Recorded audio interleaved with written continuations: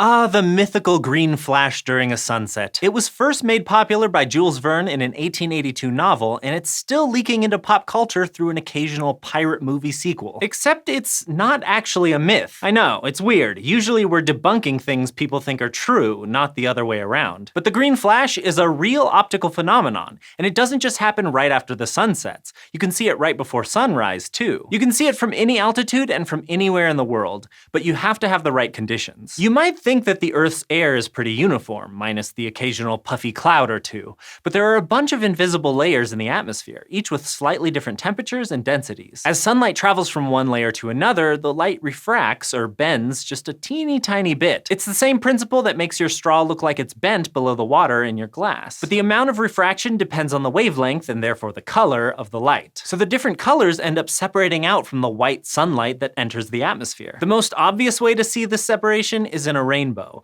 although that comes from a much more dramatic change in density, from air to water droplet, so it's a much more obvious effect. And the shorter the wavelength, the more light is refracted. Bluer light has a shorter wavelength, so as the sun sets, those shades will stay visible longer because they can be bent further around the horizon. It's kind of weird to think about, but basically the red image of the sun sets first, followed by orange, yellow, and so on. There's a second or two delay between the last visible red sunlight and the violet.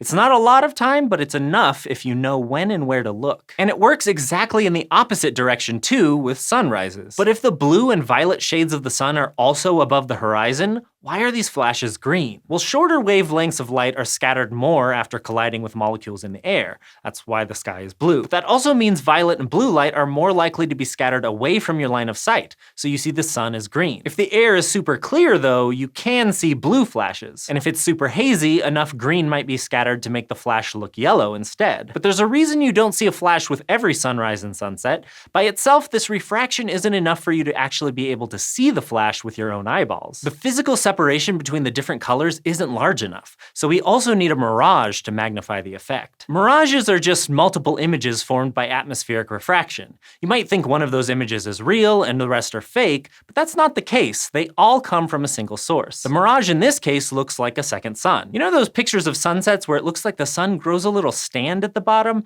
That's actually two mirage images overlapping, and it's what allows us to see green flashes. And during sunsets, there's also a physiological component that can amplify the effect. When you look at a reddish sunset, the receptors in your eyes that detect red light get so used to being activated that when the source goes away, everything looks more green than it really is. But this doesn't happen in sunrises because there's no red sun to look at. The green rises above the horizon first. While green flashes can theoretically be seen anywhere on Earth at any time of year, they're best spotted above an unobscured horizon where the air is clean and relatively stable, which is probably why so many stories of them come from people on boats. So if you find the right spot, you might just get a glimpse of what Jules Verne described as the true green of hope. Thanks for watching this episode of SciShow. If you love science as much as Jules Verne apparently loved the green sun, well, you've come to the right place. And if you want a new video every day, just go to youtube.com/scishow and subscribe.